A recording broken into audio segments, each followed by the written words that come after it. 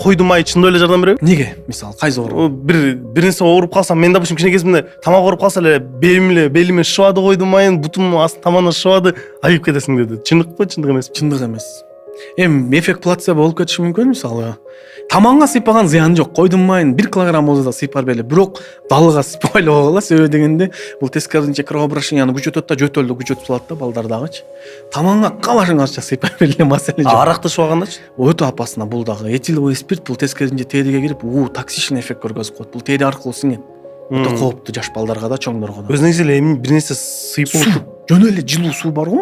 Эле хыбын алып эле температура көтөрүлгөндө бешенесине базып, денелерине базып, колтуктарына базып.